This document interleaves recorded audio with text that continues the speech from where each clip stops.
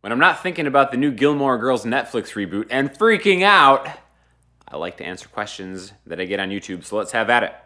What do you think of Dead and Company? So, if you don't know what Dead and Company is, it's essentially The Grateful Dead with John Mayer in the role of Jerry Garcia. And I've listened to a few clips of it, and honestly, full disclosure, I am not a jam band guy. For whatever reason, my attention span is so manic, I can't really get into any jam band, but if I were, I guess it would be the Dead and Company. I mean, John Mayer's pretty awesome. And I think a big reason for that is also because never in my life have I once taken drugs. And I feel like drugs are a critical component in enjoying the Grateful Dead and jam bands in general. And another kind of strange thing, like my first childhood memory was being at Chuck E. Cheese and seeing like the animatronic bear jamboree type thing. And for whatever reason, I've always equated the Grateful Dead to those animatronic bears like playing on like pots and pans and jugs and stuff like that. So even when I like see some of like the YouTube clips of Dead and Company, all I can hear are these giant animatronic bears, and I'm kind of like half afraid, half kind of amused. But after like 4 hours of it, I just can't do it. I rip on Ian mercilessly about him liking Fish and the Grateful Dead and stuff like that. Again, they're all great players. I'm not really hating on them. I mean, maybe I kind of am, but whatever. I mean, these shows last for like 4 hours. Like 4 hours. I can't even imagine. I don't know, I get like tired just like being in one place for an hour. I can't imagine being in one of these things for like 4 hours. Again, whatever. Hey Sean, what do you record your videos with? Do you record into a DAW, then sync up the video? Just curious. Yeah, so depending on what kind of video it is, usually like for the guitar lesson stuff, I almost always use two cameras, so there can be like a close-up of the neck. But right now what you're seeing is a Nikon D600 with the kit lens on it, and then I use like a Panasonic TM900 to kind of get the close-up shots. And basically what I do is I record all the audio with an Audix M1255B shotgun microphone, which is absolutely awesome. Like that microphone has been through hell and back. I knock that thing over, it gets snapped in half all the time because the capsule kind of comes off, and it just keeps working. And then what I'll do is I record that into Logic, and then I just sync all the videos up in Final Cut Pro, and that's how the magic happens. And also too, I think tomorrow I'm probably going to release the next music video for the rock song, the rock album thing that I'm working on. Again, this stuff is all going to be animated eventually, so I'm going to make you watch these videos twice, but I'm just trying to get a few things kind of like ahead of it just to kind of see how they play and get some feedback and stuff. So definitely stay tuned for that probably tomorrow.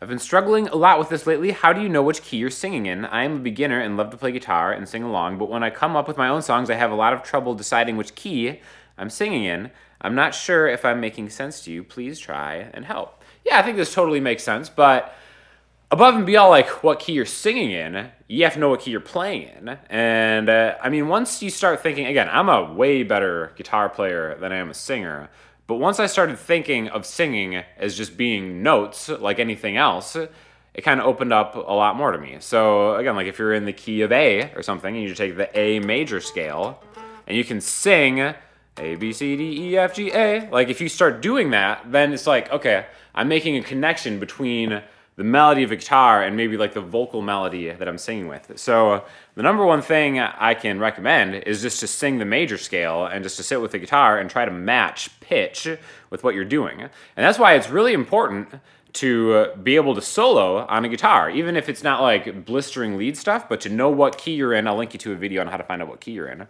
But to have a working understanding of music theory, to know which notes go where, isn't just a guitar thing. It isn't just like a solo thing. Like, it's super important for singing because every single note that you sing is a note, most likely, in the major scale of the key that you're in. So whether it's acoustic guitar or electric guitar, learn the major scale or the minor scale or whatever. Again, it's all the same. We're all using the same 7 notes. And the great thing about kind of like building your ear up as far as like solo lead playing is you can transfer that to singing if you want to, because like the human voice isn't so dynamic that you're going to be like playing one note here and going all the way up here or something like that. Usually, you're not going more than like a fifth up or down or something. All the notes in a vocal line are pretty close to each other. So a really great way to practice this is with a looper pedal, and I think probably next week I'll put out a looper pedal video just to kind of like illustrate maybe some of these techniques a little further.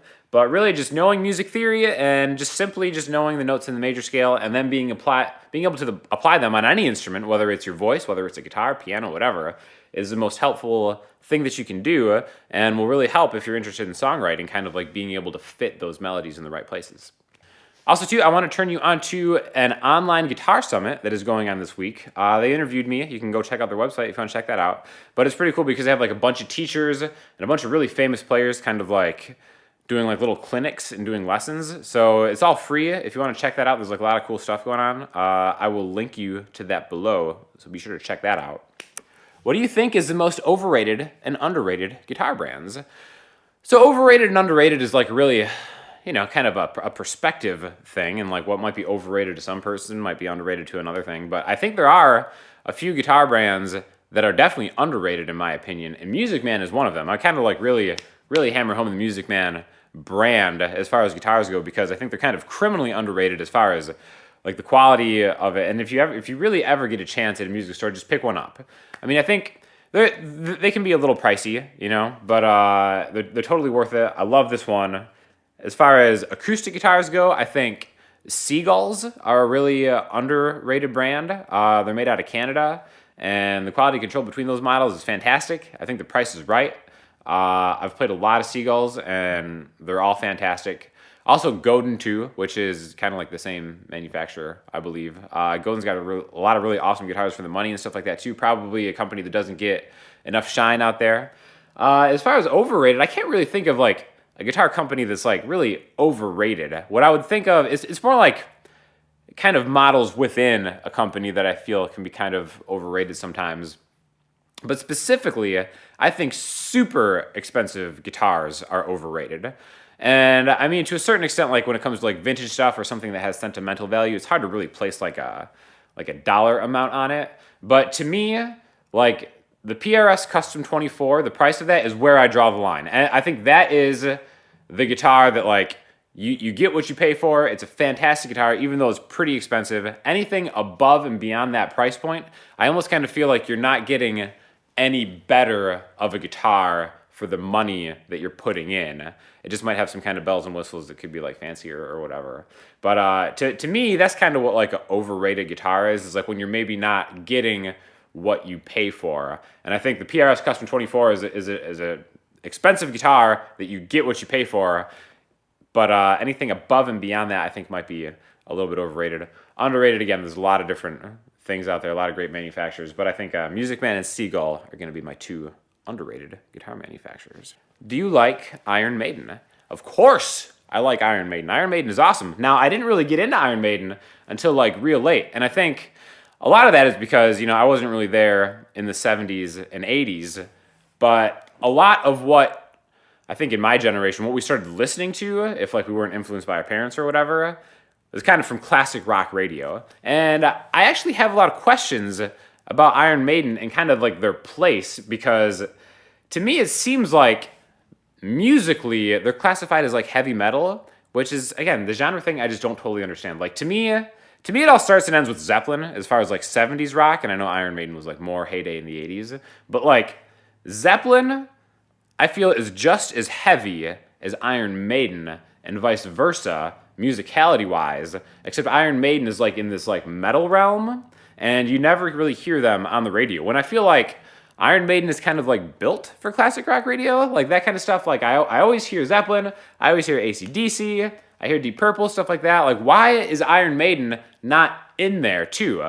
And I have the same concern with Dio era Sabbath, because I kind of feel like those two bands kind of comp each other. I mean, you'll hear like Ozzy Sabbath on the radio, but yeah, it's criminal that they're not on the radio more, because I feel like those songs stand toe-to-toe with like the other classic rock songs, even though they're kind of genred as metal or heavy metal. Again, maybe it's just like the lyrical content of it, which, I don't know, whatever.